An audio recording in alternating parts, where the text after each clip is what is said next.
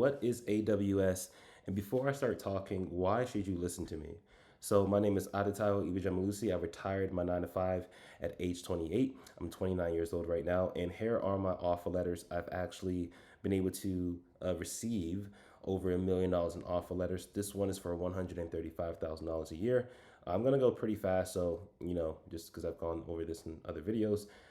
This one was for 110. I declined it, and they wanted to pay me 135 to match me. I still told them no.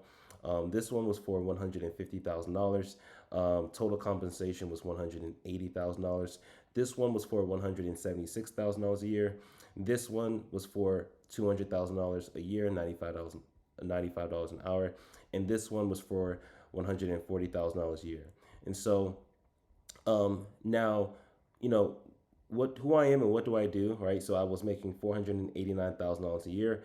I was working three different contracts. This one was for, as you see the numbers, I was getting paid twice a month here, twice a month here. This one was for once a month. This was hitting my bank account, but after taxes, I was able to clear $25,000 a month. And now I literally, teach people how to do the same. I pour into others. I teach people how to do the same. And in this video, I'm going to show you exactly what is AWS. And this is like the very beginning, the very first concept you want to learn, right? So what is AWS? Now, I hate reading and just reading off a PowerPoint, so I'm just going to go off the fly. Like Amazon created a product, right? They said, hey, I see, there's an opportunity to make some money in the cloud sector. So let's go ahead and create our own cloud product called AWS. It stands for Amazon Web Services. Okay. There is a bunch of, think about like there's a toolbox and there's a bunch of tools in that toolbox. And these tools, right, one's called EC2, S3, RDS, VPC. This is just Amazon naming the services, right? These are just different tools in the toolbox. But I'm going to go ahead and go through this step by step. I just want you to see where that name services comes from. Amazon made the product, right? Amazon Web Services, cool. And so I really hate this definition. Like it provides on-demand compute power, storage, databases. If you don't know what this stuff is, you're not going to know what this definition means. So let's break it down. So back in the day, typically if you had an application, you needed to host it somewhere. Think about it like a human needs to live in a house, an application needs to live on a computer. Make sense? Cool. A server is another name for a computer, okay? Just to keep it really simple. I won't go in detail and in depth, but I just want you to understand the concept. A server is a computer. An application needs to live on a server. An application needs to live on a computer. So Netflix.com, this right here, this is a web application. This lives on a computer. Funny enough, it lives in AWS on the cloud. Okay. So Netflix, right, uses AWS to run their entire business in the cloud.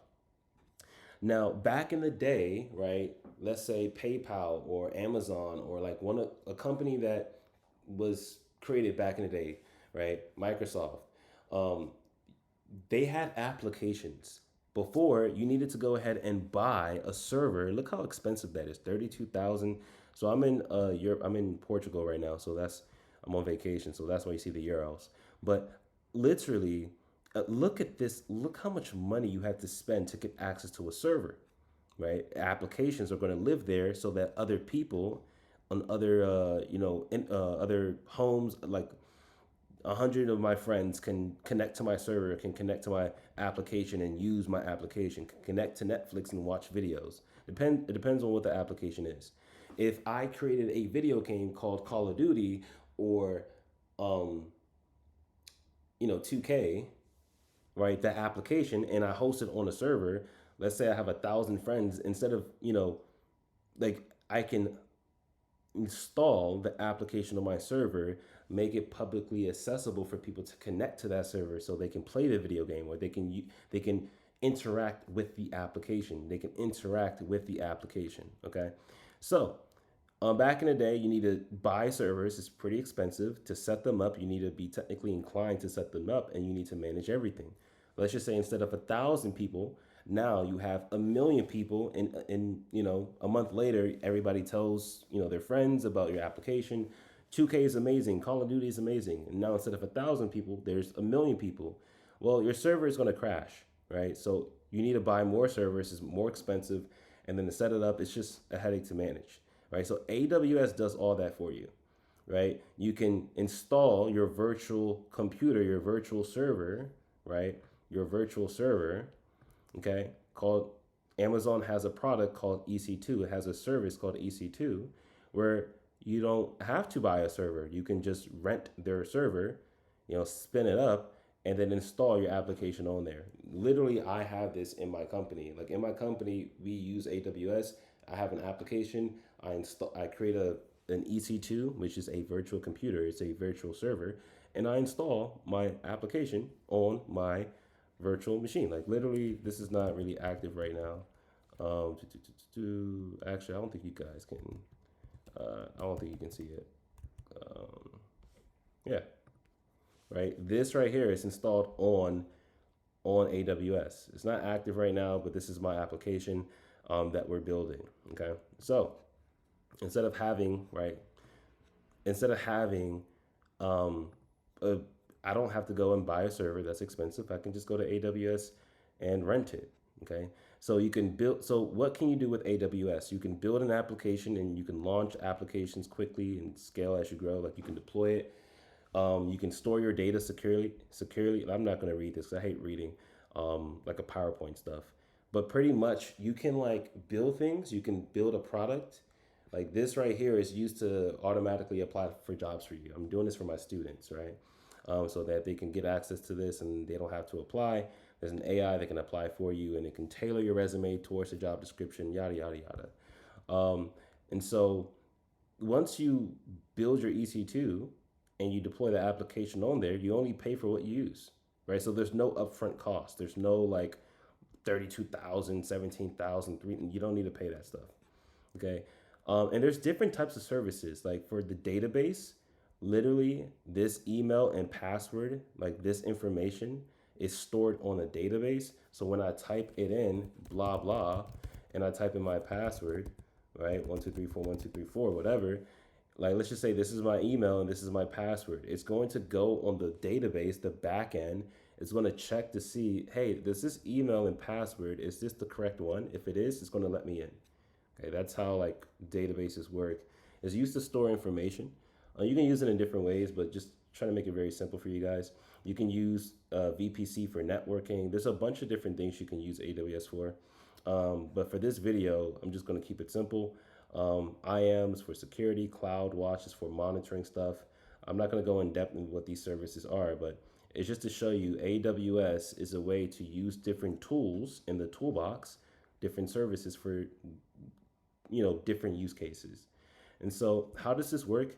You request a service, okay? You launch a server, right? It's what I just talked about. I launched a server and I installed my application on there and this is, boom, cool. But you request a service, right? So this is any services, right?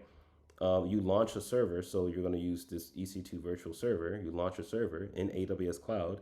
AWS processes your request and you get what you need. So in simple terms, AWS is like a giant warehouse of technology services. You can pick whatever you need and use it over the internet, and you only pay for what you use. And so literally Netflix, Airbnb, Dropbox, and thousands of other companies use AWS to run their businesses in the cloud.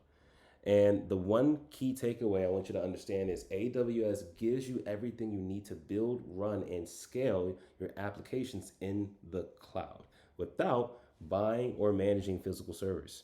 Okay. And so one thing I love about AWS is like it's all over the world, right? It's global infrastructure. I can be in China, right? And they have it in a way where if I build a video game and I want people in China to use it, they actually have data centers in China. So these things right here, like these data, it's a warehouse, and inside the warehouse they have different server racks, right? They have this stuff all over the world. And so the latency, meaning like it's not going to be slow playing the video game for people in China because they have the server in China. If you have it in the US and not in China, if I'm in China and I only have a data center in the US and I'm trying to play Call of Duty, it's going to be a little bit slow. But because I have the warehouse in China and I have the data center and servers and I can copy what's in US to China, right? Meaning, like, if I type in netflix.com, you see how fast it popped up, right? So it's the response time is faster, right? Because they have global infrastructure, right? It's highly available means like I can, it's available, it's secured, and it's reliable, and it's all built for the cloud. So this right here, what is AWS? Like that is the very first concept you need to understand for this big piece, right? I have this roadmap in terms of how to actually get your $500,000 a year. I'm gonna link the link to the video in the description below how to make $500,000 a year. But you need to learn a cloud platform, right? AWS. And I go in depth in terms of all the different things you need to learn. But these are literally what my students have gone through to actually receive some of these roles. We have Magnus at, you know, which one, $135,000 a year, right? Huge win, offer secured, stay consistent, just a matter of time. We have Omotola, she got a job for $180,000, right? We have Isaac, he got a job for 129 with a 25K sign-on bonus, 155K. This is actually so crazy. I'm going to see if I can negotiate the person requirements, right? We have Tatevi, right? He was able to get an offer letter for $55 an hour. Okay, AWS engineer. And Tatevi did not have experience at all. We have Cleo. Cleo is actually one of our students that's hitting that $500,000 mark. Okay, so just to show you Cleo, because talk is cheap, right? You can see his offers right here. Okay, offer secured. This one's for 140. He actually got another verbal offer for 155. He's gotten just a lot of different. Woke up to more great feedback and an offer for $75 an hour, right? So it's just to say there's a lot of people, um, you know, able to learn this step-by-step blueprint. The link is going to be in the description below, but I'm just want to show you guys that this is the very first step in terms of actually starting your cloud role. There's a lot of different opportunities, especially with AI right now, because AI lives in cloud. It lives on these virtual servers. It lives on these, cloud infrastructure, right? So it's actually creating more jobs for cloud engineers.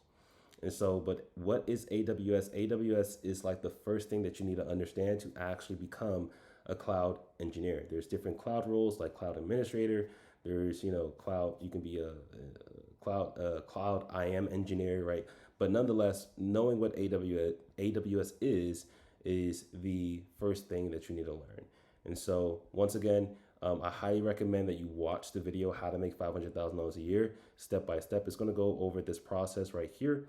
But the first thing that I want to introduce you to is learning a cloud platform. And even in this, right, there's different, I just showed you one piece of the pie. And so if you're interested, once again, go ahead and click the first link in the description below, and I will see you in the next video.